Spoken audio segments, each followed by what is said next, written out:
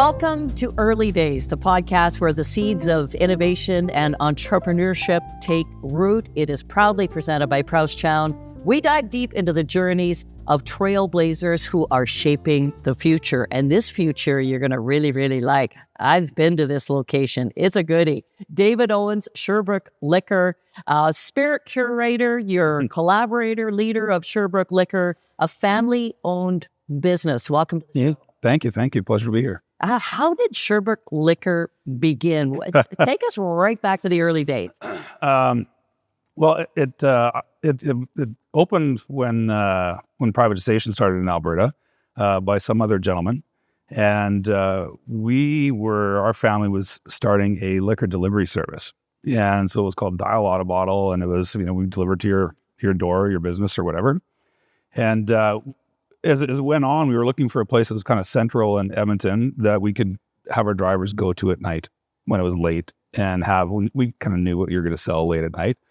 And so we ended up buying this location because it had a big cooler and the guy was trying to get out of the business. And so anyways, it turned out to be the better business. And here we are, 20 some odd years later kind of thing. So is it the original location you're right now off the 118th? That's correct, yeah. Traffic circle? Yeah. So that was the original? That's the original one, yeah.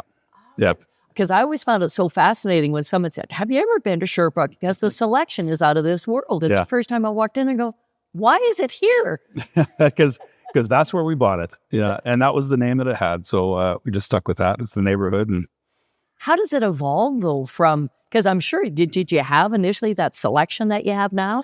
Not initially. But what really happened with it, I was on a different path to getting into Sherbrooke and, obviously the family business and so on, but it was my brother that operated it first. And my brother is a comic book geek and collector, and he started collecting beer. And essentially, anything that was coming into the province that was a beer from somewhere unique and different, he would bring that in. And next thing you know, we've got this huge beer collection. We, kicked off the craft beer movement in Canada, really. And then how about for the spirits and the wine? And then the spirits and wine just, it was just kind of a gradual, pieces we went on with it. We kind of decided that, we were going to be the place to go to that you're going to be able to find everything or anything. We always say, if we can't find it, we'll get it for you. And if we can't get it for you, you didn't want it anyways, right? That makes perfect sense. Yeah. But one thing also, if I could talk about, there must be a philosophy with your customer service, because when I'm in there, they know their stuff. Yes. So that's got to be a real focus for you. Customer service is absolutely. We are, people ask me, what do you do for a living? And it's, I tell people that I'm there to elevate the human experience through service. And that's what we do at Sherbrooke, is elevate the human experience through service. It's not about being a liquor store, which we are, but it is about taking care of the customer that's coming in. So I take care of my people. My people take care of the customer, and the customer takes care of our business. And it's just a nice little circle and keeps things going. And it's a really, makes it easier to be part of a community, and for, my team members and I to understand just how much of a part, the customer is in that journey to being a successful place to be. So is it more than just family? How do you go when it's outside the family? Who are you looking for when you're looking for that special customer experience? For my staff, you mean? Yeah. Funny. A lot of them have just sort of come along with us. Really proud. We've got, we've kind of balanced between 30 to 35 people, seasonal, throughout the year. But more than half of our people have been with us for 8 years or longer. I think our longest serving person just celebrated the 15th anniversary with us. Several that are at the 10-year mark. So, they really are family, and we call our staff, we don't call them staff, we actually call them partners. When I came in full time to run Sherbrooke, we instituted a profit sharing program that was designed to help us, empower our partners to feel some ownership to it. But also with the rising costs of wages and things like that, it gets harder and harder. You can't just be giving out raises all the time without passing on something to a consumer along the way. And in our business, the margin is so small and tight anyways. And with some of the bigger companies that are out there that are driving the margin to the bottom all the time, it's that race to the bottom. It's hard for us to compensate and push that onto the customer. So this way, it allows our partners to understand that taking care of the customer is key, helping to drive profitability in the business, which is going to then come back into their pocket.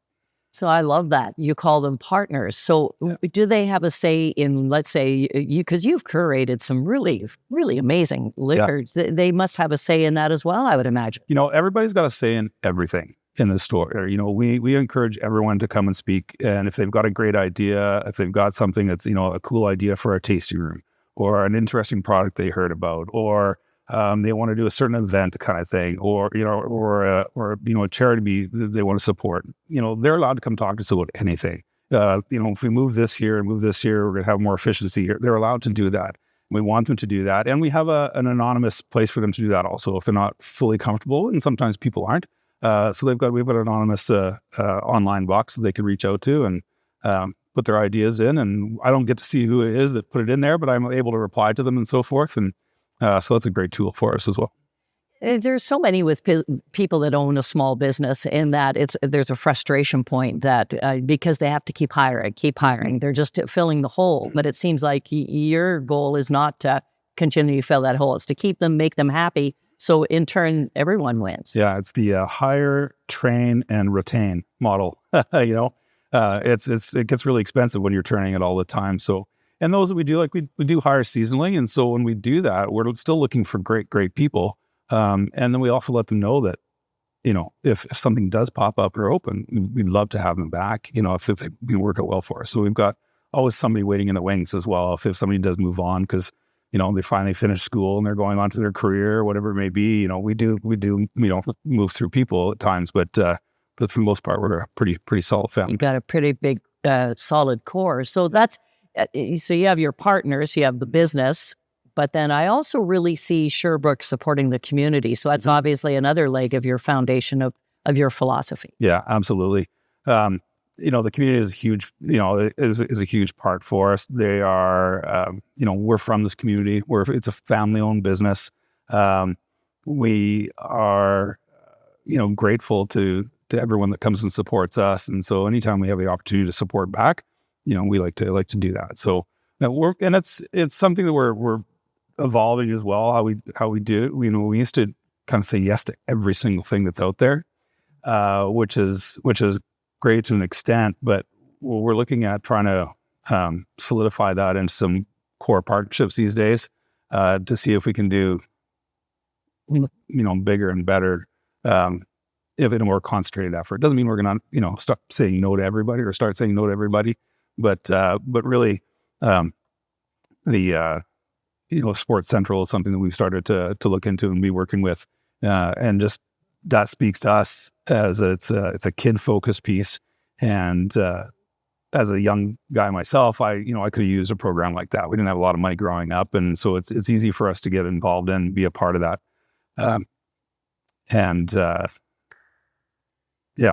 Is there one particular success story where you go, okay, that's the direction? So you talk about a Sports Central, or let's talk maybe even events that you go, okay, that's something Sherbrooke should be involved in.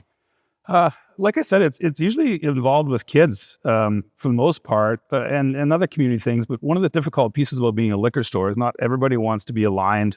They're happy to have your support, but they don't want to be aligned with you because of that we're in the liquor business. So, we do support a lot of things behind the scenes that we're just not privy to say and advertise that out. And we're really proud that we're able to do that and so forth. But it is nice to be able to support something that you can go out and be a face at and support, personally all the time. I know you've been recognized best bottle shops in the world. True. By Rate Beer, Retailer of the Year. Yeah. How do you blow your horn about those great accolades? That's awesome. Yeah, well, it's on the cooler door in our store. It says, it has that piece. Yeah, it is. It's a great piece. It's on our marketing and our website and things like that. And we just keep on trying to do that all the time. So it's, I think every year that there's been the, Alberta Retailer of the Year award, we've won it every single time. I think we've shared it the last couple of times with the bottle shop in Calgary, but otherwise we're at 7 years in a row or something like that. Would you ever, because your location is still so unassuming, yes, but it is also a great central location for people to come when they want those special beers. Have you ever thought about expansion? Well, we have 2 locations now. We did expand a couple of years ago. That was a long time coming, and then, an interesting, path to get to that spot. And right now we are just finishing up some branding refresh, which is going to lean into merging our website and our online store together. Currently we have an online store and a website, which came out of COVID.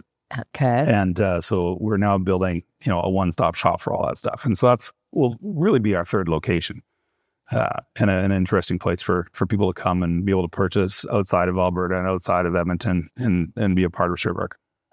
So as a family-owned business, how many family members are all involved? As of January, myself and my sister has some shares, and that's it. Yes, the original brother, he's out. Does he still have his comic books? Yeah, I'm sure he does. Sure he does. Yeah, we don't chat too much these days, but he's moved on to do some other things, and which he's great at, and my folks can now be retired and not worry about having money invested into this piece, and which is great for them. So, what do you think is the biggest challenge that if someone's watching and listening of a family-owned business? Because it is hard. Yeah, personalities. Yeah. Personalities, different types of education, or where the education came from, different backgrounds that, some people aren't necessarily business people, some people are. So there's a variety of things in there. So it's just really making sure that that this is family, this is business, and be able to separate those two out as best you can. And you'd almost need proper contracts, because you never know, things can change within a relationship, right?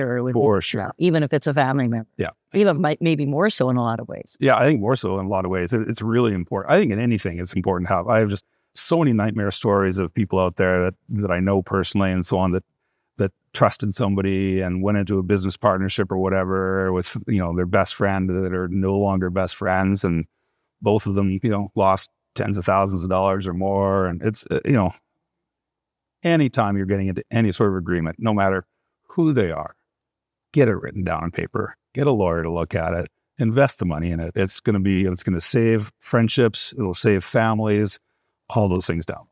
The beverage industry itself. Yes. What have you seen of the biggest changes since you started Sherbrooke?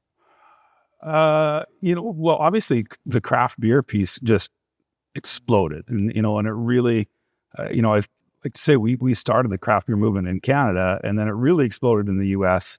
And then we started to get a lot of product out of the U.S. And then Canada, and then finally Alberta changed some laws, and so it just went crazy there.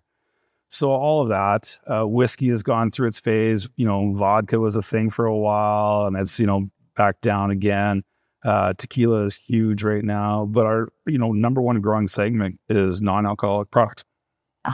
Fascinating. Yeah, everybody and the dry Januaries, dry February, dry February's dry forever now. Yeah, whatever it may be, it is a huge category for us, and something that we invested in immediately. The very first non-alcoholic spirit that I found was Seed Lip outside of the UK. We had that brought in right away. And so now we've got the largest selection of non-alcoholic products in, probably in Alberta for sure.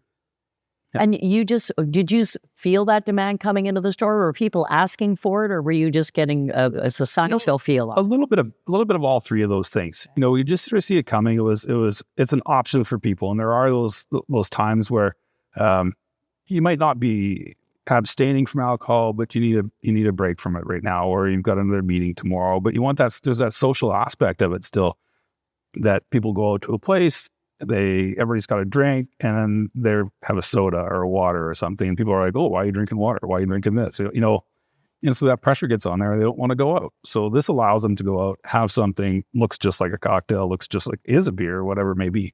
Okay. And the quality of product is just getting better and better all the time. Yes, I definitely find that. Now, do you feel that's the biggest challenge for you as you're moving forward in the business? Because what's the margins on the non? It's pretty similar. Oh, is it? Okay. Yeah, it's pretty similar. So, that's always the challenge with us, is just margins. Yeah. Right. Always the challenge. And then, alcohol and tobacco being the two major taxed items all the time, we not meaning to keep having our prices raised all the time, right? So that's a big challenge also. It's not as affordable. So we're finding a lot of people are drinking less, but they're drinking higher quality also. Smart move. Right? Yeah. Life's too short to drink bad wine. Drink bad wine, bad beer, bad whiskey, anything. It all falls under it. Yeah. Your legacy and impact, is that something that you think of? Oh, sister, I was listening to another podcast about some of that just the other day, actually. I think so. It's mostly I look at it in, how how's Sherbrooke been able to serve, and how been able to serve our community, the people that work for us. Like I said before, I'm super proud. We have, 15 or so people have been with us for more than 10 years. Well, that's a career for them. The fact that we've been able to create careers for people at a liquor store. So I want you to think about that when you walk into some of these other big brand places, big brand places. Is that really that person's career in that place? Are they really earning enough money to be able to, buy a car and then be in a, buy a house and all those sorts of things? I think for me, that's the biggest piece, is being able to create something that's bigger than, just us and help these people and watch the people, around me grow. It's been amazing to see some of my people from 10 years ago to where they are today. And it's phenomenal. It's like, proud papa. Well, where did you get that philosophy of this partnership? Are you born and raised Edmontonian? Or? Highly born and raised Edmontonian. Okay. Absolutely. My path to entrepreneurship is a little bit different. I'm a high school dropout, 3 times, I think. 3 times. So I tried really hard to be a great high school dropout. I did it 3 times. 3rd time lucky, I stayed out. And I did a little traveling, did some landscaping. I, started working at a pizza place. And then I helped my brother and my family get our Dial Auto bottle up and running. And then I got an offer to open up my own pizza place. And so I did that. And I was 25 and feeling at the top of the world. The first thing I did was went and bought seasons tickets for the Oilers. I couldn't afford it. But boy, oh boy, I sure thought I could, because I was a business owner, right? A high school dropout business owner. So anyways, that was a great lesson in bankruptcy after a few years. And all of a sudden I needed a job. And so I started working for Starbucks, actually. And I spent 12 years with Starbucks. And I was at Starbucks when Starbucks, I think, was at its real peak. The real great part of who Starbucks was, which was that people company serving coffee, not a coffee company serving people. And unfortunately today, I think they're a tech company serving coffee. And they have nothing to do with people anymore. But when I was there, it was all about the people. And I would, come from this background of, working for myself or working for other small business owners for so long, that my idea of running a business was, kind of do as I say. And that was that. Starbucks taught me how to deal with a corporate world and start finding some of that empathetic leadership that's out there.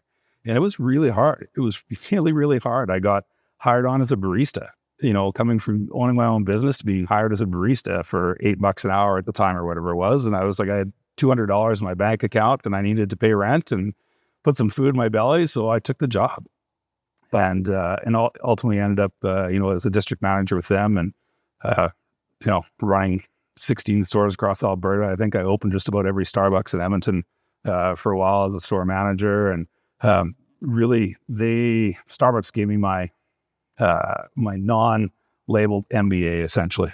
And when I left them, which was the right time for me, and they were great, served me extremely well. I was able to move in when my brother was leaving Sherbrooke and take that over and transfer a lot of those lessons learned over to Sherbrooke. So the first thing first was getting a profit share program in place, getting a better benefits package for people, getting actual job descriptions for people. There was nothing that was there. My brother was great at building hype and building collections. He was fantastic at that. He just didn't have a lot of that background business piece. And so we had to put a lot of processes in place, and that took a long time to really perfectly nail it, which is also why we didn't open a second location for so long, because without having those processes in place, and really ensuring that we can comfortably, support people in another location when I can't be in two places at once. So, but now we can, and it's been great. And what's been the biggest benefit do you feel that with the two locations versus the one? It's really great to see two groups of people really different come together, and which was what we were really worried about, is how do you have the same team but in two locations? And so we've got this great team. They like to see each other, like to hang out. When we do meetings, we'll shut the store down and have everybody together somewhere, and so they all connect together. We use an app called Connect Teams, which has been transformational for us, that every single person in the company can be on Connect Teams in either private groups or in a one big group. And so there's the communication is just wide open. And I think that's, the best part of it is just being open in your communication with everybody. That's so important. For someone that's watching this, listening, they're dreaming about starting their own business. Mm-hmm. What piece of advice what do you think is the biggest thing they got to think about? Well, capital these days. Yeah. Right. Yeah. I think, what is it that you want to accomplish with that business?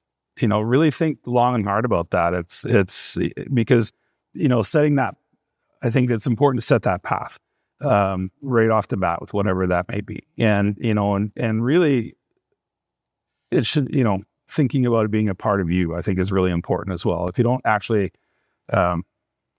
put your core values into that business, is it really the right business for you? Can you really stand by something that's not who you are inside? So I think really thinking hard about how you're going to translate those things into that business. Yeah. You can't just say, okay, I want to make a living. I want to make money. That's empty. Yeah. Yeah. But how are you going to live your core values in that business of whatever it may be, whether it's, this business here or my business or whatever it may be. Well, David Owens of Sherbrooke Liquor, thank you for taking the time, and thank you for having such a great selection. Well, our pleasure. We keep working at it. So it's something new all the time, every day. It blows my mind. Oh, I love it. Thank you for joining us on Early Days. Special thanks to our presenting sponsor, Prowse Chowne. In this world of entrepreneurship, the right support is invaluable. Prowse Chowne's array of services, from resolving legal disputes to ensuring your business is legally sound, means they stand ready to assist you at every step of your journey. And what a journey it's been for Sherbrooke Liquor. Thank you very much. Thank you.